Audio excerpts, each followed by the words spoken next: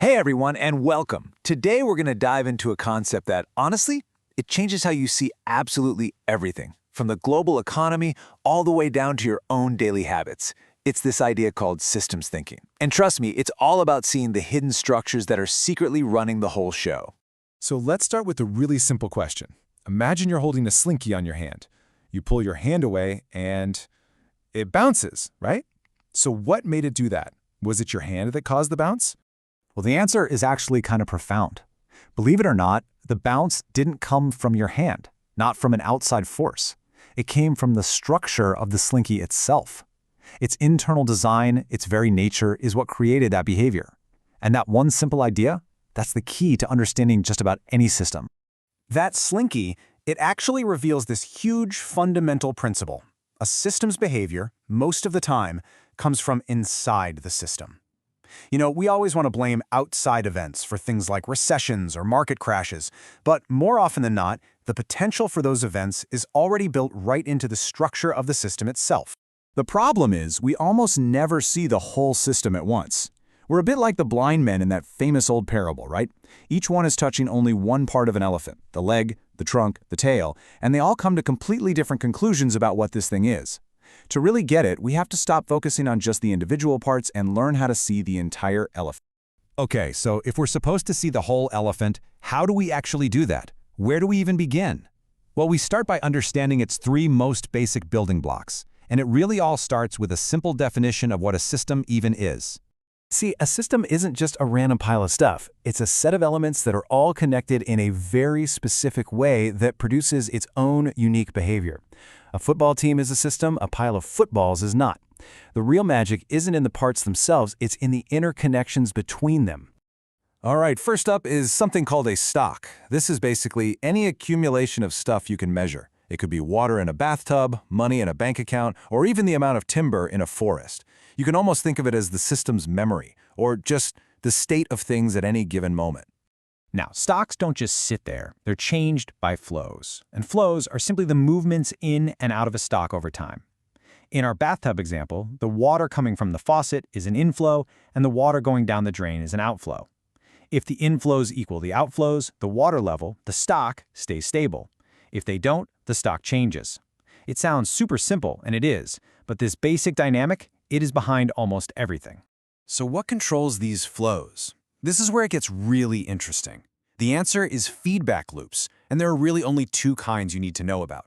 You have reinforcing loops, which amplify change. Think of compound interest just growing and growing. And then you have balancing loops, which seek stability, like a thermostat keeping your room at the perfect temperature. Every single system you can think of is just a big dance between these two types of loops. Now, what happens when we don't see these stocks and flows and feedback loops clearly? Well, that's when we fall into what are called system traps. These are these really common patterns where a series of individually smart, rational decisions leads to a collective result that absolutely nobody wants. And one of the most famous and frankly heartbreaking of these traps is the tragedy of the commons. Garrett Hardin described it perfectly here, illustrating how a bunch of individuals, each acting in their own best interest, can end up completely destroying a shared resource, which dooms everyone in the long run. The logic behind this is just tragically simple. Imagine a shared pasture. Each rancher thinks, hey, if I add one more cow, I get all the profit from that cow, but the cost of the extra grazing, well, that's shared by everyone. Since that personal benefit seems way bigger than the tiny shared cost, every rancher adds another cow, and another, until the pasture is gone. It collapses. And we see this exact same logic play out everywhere, from overfishing our oceans to air pollution. Okay, so if these systems are so powerful and these traps are so easy to fall into, how do we actually fix things? How do we change them for the better? Blaming individuals, well, that clearly doesn't work. The answer isn't to just push harder. It's to find the system's leverage points. Those specific places where a small, well-placed shift can create a massive change. The brilliant systems thinker Donella Meadows actually identified a whole hierarchy of 12 of these leverage points, from the least effective all the way up to the most transformative. We're going to look at just a few to see the difference.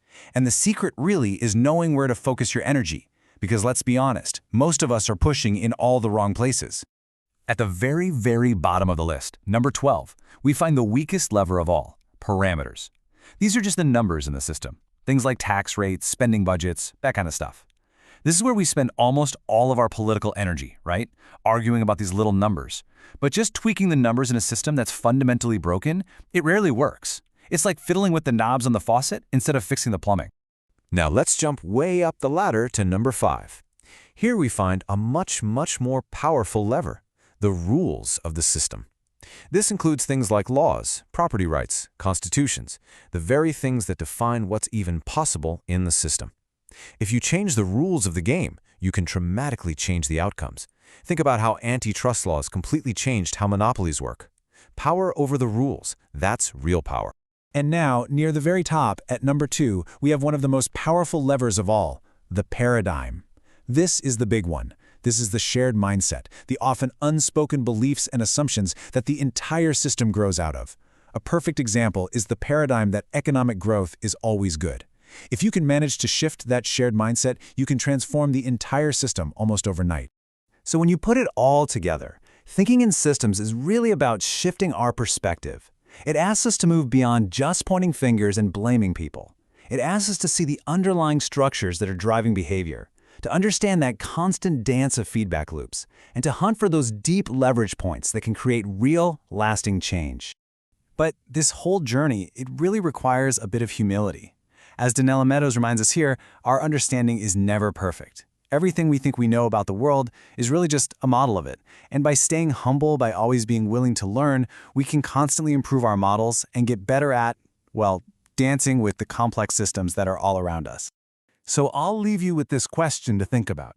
In your own life or your work, instead of just pushing harder on those same old ineffective levers, where is there a deeper rule, a more fundamental goal, or even a shared belief that you could shift? Because finding that one little leverage point, that just might change everything. Thanks for watching.